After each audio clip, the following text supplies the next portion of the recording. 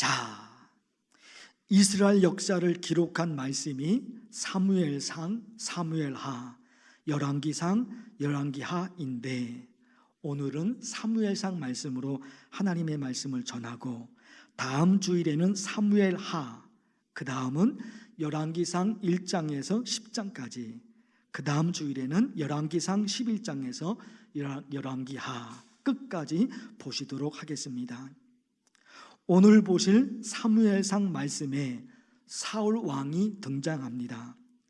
그리고 사무엘하 말씀에는 다윗 왕이 다음 주일에 볼 것이고요, 열왕기상 1장에서 10장까지는 누가 나오느냐?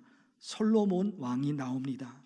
그리고 열왕기상 11장에서 열왕기하 마지막까지에는 이스라엘이 북쪽과 남쪽으로 갈라지고 분열되는 말씀이 거기에 있습니다. 말씀드린 대로 오늘은 사무엘상 말씀입니다. 오늘 말씀에 보면 사무엘 선지자가 백성들을 모아놓고 사울을 왕으로 선포합니다. 11장 15절의 말씀이죠. 모든 백성이 길갈로 가서 거기서 여호와 앞에서 사울을 어떻게 해요? 왕으로 삼고, 그전에는 이스라엘에 왕이 없었어요. 그런데 하나님이 사울을 이스라엘의 첫 번째 왕으로 선택하십니다. 그래서 보세요, 모든 사람이 거기서 크게 기뻐하니라. 마지막 말씀이죠. 사울이 왕이 된 거예요. 사울도 기뻐하고 모든 백성이에요. 사무엘 선지자도, 당사자인 사울도 기뻐하고 모든 백성들이 다 기뻐했단 말입니다. 그런데 너무나 안타깝게도 얼마 지나지 않아 하나님께서 사울을 왕으로 세운 것을 후회하십니다. 너무너무 안타깝죠. 15장 11절 말씀, 내가 사울을 왕으로 세운 것을 어떻게 하십니까? 후회하노니. 얼마 지나지 않아요. 몇 년이 지난 것도 아니에요. 사울을 왕으로 누가 선택하십니까? 하나님이 선택하십니다. 사울을 왕으로 세워라, 하나님이 하신 겁니다. 그런데 여러분, 이게 무슨 얘기입니까? 지금은 후회하신단 말입니다. 왜 후회하셨을까? 하나님께서 사무엘을 통해 사울 왕에게 이런 말씀을 전하게 하십니다. 아말렉과 전쟁할 때 그들의 모든 소유를 남기지 말고 진멸하라. 하나님이 왜 그러신지 몰라요. 다 진멸하라. 사울 왕이 하나님의 명령대로 하지 않습니다. 왜? 그 양과 그 소, 가축들 자기 것으로 챙기려고 숨겨둡니다. 아깝잖아요. 그 양이, 그 가축이. 그 당시에는 양과 소, 가축이 재산이잖아요. 그러니까 사울 왕 마음속에 그런 마음이, 그런 욕심이 생긴 겁니다. 그래서 하나님은 진멸하라 그랬는데 사울 왕이 그렇게 하지 않습니다. 하나님의 말씀을 지키지 않아요. 그래서 하나님께서 사무엘 선지자를 통해서 사울 왕을 책망하신 겁니다. 책망 정도가 아니죠. 사무엘상 15장 23절의 말씀, 왕이 여호와의 말씀을 버렸으므로 여호와께서도 어떻게 하십니까? 왕을 버려. 사울 왕이 하나님의 말씀을 버렸거든요. 그래서 하나님이 그 사울 왕을 버리십니다. 이스라엘의 첫 번째 왕으로 선택을 받았는데 어쩌다가 하나님의 버림을 받게 되었을까? 너무너무 안타까워요. 말씀드린 대로 하나님께서 사울 왕을 버리신 것은 그가 하나님의 말씀을 버렸기 때문입니다. 사랑하는 성도 여러분, 버려도 되는 게 있는가 하면 절대로 버려서는 안 되는 게 있습니다. 이것이 거꾸로 되면 하나님과 멀어집니다. 사랑과도 멀어집니다. 버려도 되는 것인데 그것은 버리지 않고, 절대로 버리면 안 되는 것인데 그것은 쉽게 버리고, 이렇게 되면 하나님과도 멀어지고 사랑과도 멀어져요. 복음서 말씀에 보면 신앙생활을 잘 못하는 사람들을 향해서 예수님께서 이런 말씀을 하십니다. 마가복음 7장의 말씀, 너희가 하나님의 계명은 버리고 사람의 전통을 지키느니라. 하나님의 말씀은 절대로 버리면 안 되는 것입니다. 그래서 그건 쉽게 버리는 거예요. 거기다가 사람의 전통은 상황에 따라 그리고 시대의 변화에 따라 버릴 게 있습니다. 사람의 전통은 상황이 바뀌었어요. 시대가 변했습니다. 그러니까 사람의 전통은 그 시대에 따라서 버릴 게 있거든요. 그런데 그것은 버리지 않아요. 거꾸로 된 거잖아요. 버려서는 안 되는 것이 있어요. 그건 쉽게 버려요. 버려도 되는 것이 있어요. 그것은 버리지 않아요. 거꾸로 돼버린다 말입니다. 그러니까 그렇게 신앙생활을 하게 되면 하나님과 멀어지죠. 사랑관계가 그렇게 돼버리면 사랑과도 멀어지게 되죠. 사랑하는 성도 여러분, 신앙생활을 잘할 수 있는 방법이 뭘까요?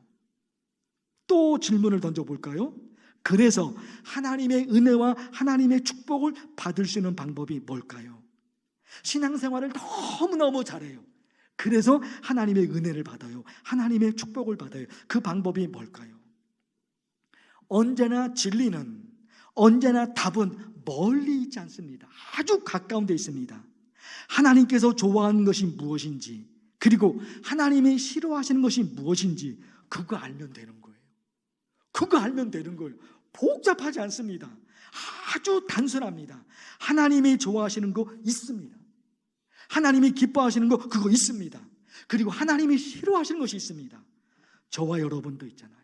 저와 여러분도 제가 정말로 좋아하는 것이 있어요.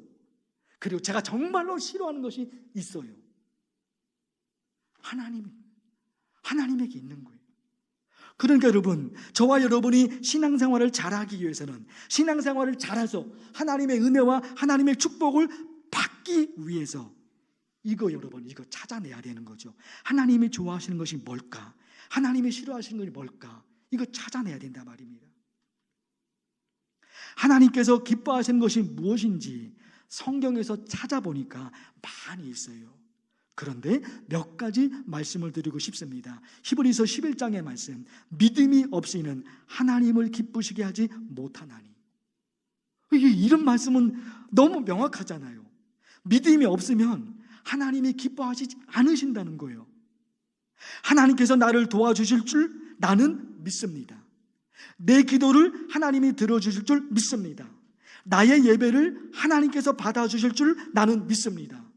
나의 찬양을 하나님이 받아주실 줄 나는 믿습니다. 이런 거예요. 어떤 때는 기도를 하지만 내 기도를 하나님이 들어주실까? 믿음이 약해지면 이거 확신이 어렵거든요. 이런 기도까지 하나님이 들어주실까? 이렇게 마음이 있단 말입니다. 그런데 믿음이 없이는 하나님을 기쁘시게 못 해드려요. 그게 성경 말씀이거든요. 그러니까 어떻게 합니까? 믿음이 없으면 하나님이 싫어하시는데, 믿음이 없으면 그것은 하나님이 기뻐하시는 것이 아닌데, 근데 내 속에는 믿음이 안 생겨. 어떻게 하겠습니까?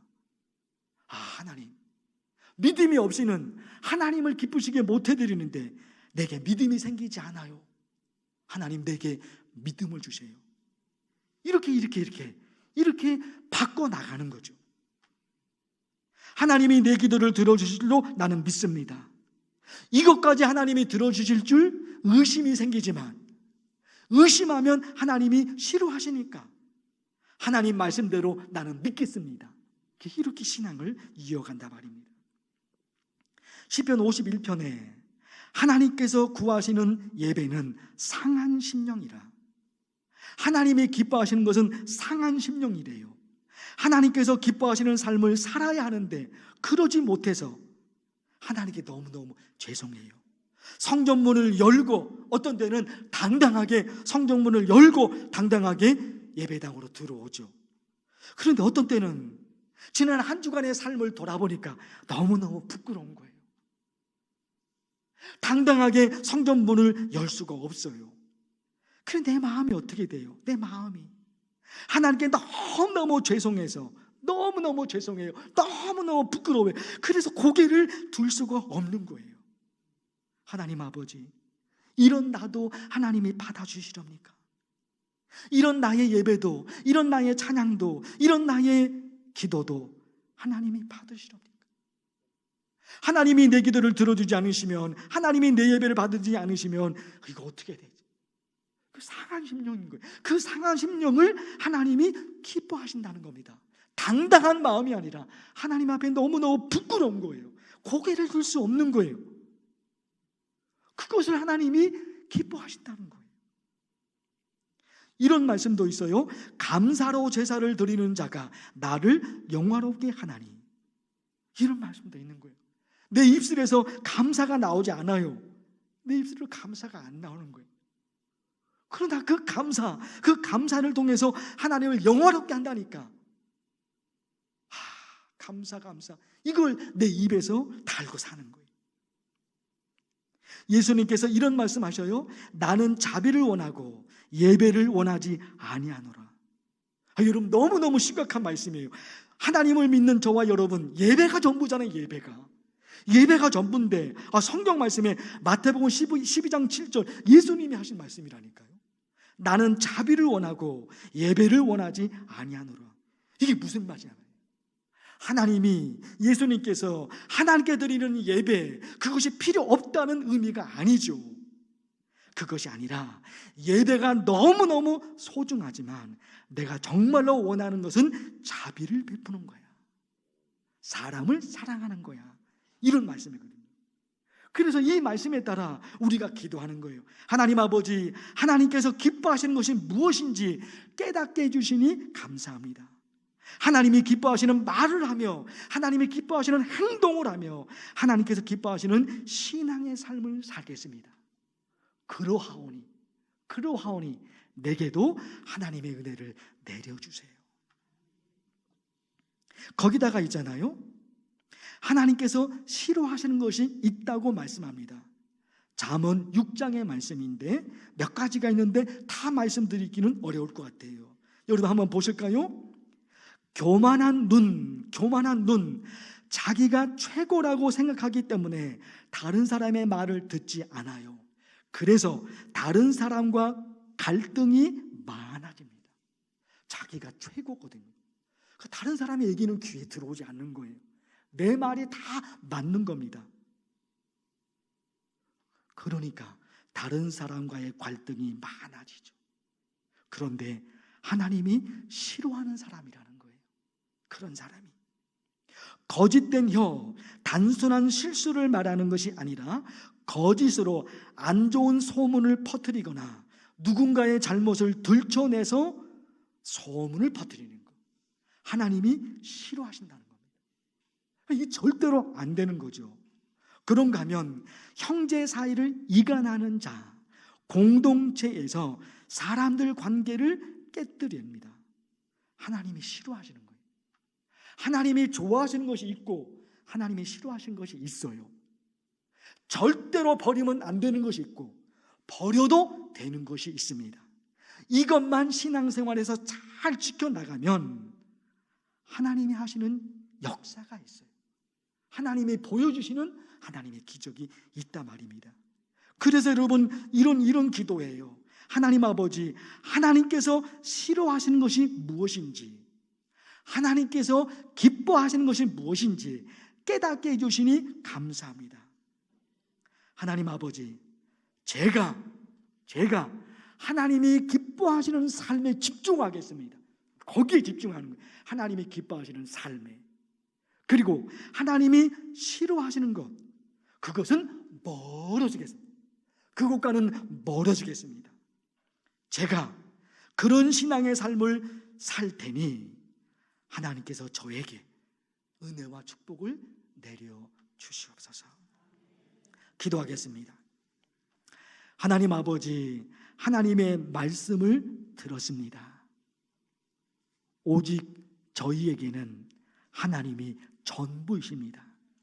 하나님께서 기뻐하시는 것이 무엇인지, 하나님께서 싫어하시는 것이 무엇인지 성경 말씀에 기록되어 있습니다. 하나님을 믿는 하나님의 백성들이 하나님이 원하시는 삶을 살아서 하나님께서 돌보시고 하나님께서 지켜주시는 그런 은혜를 다 받아 누리는 만나교회 성도들이 되게 하여 주옵소서. 예수님의 이름으로 기도하옵나이다. 아멘.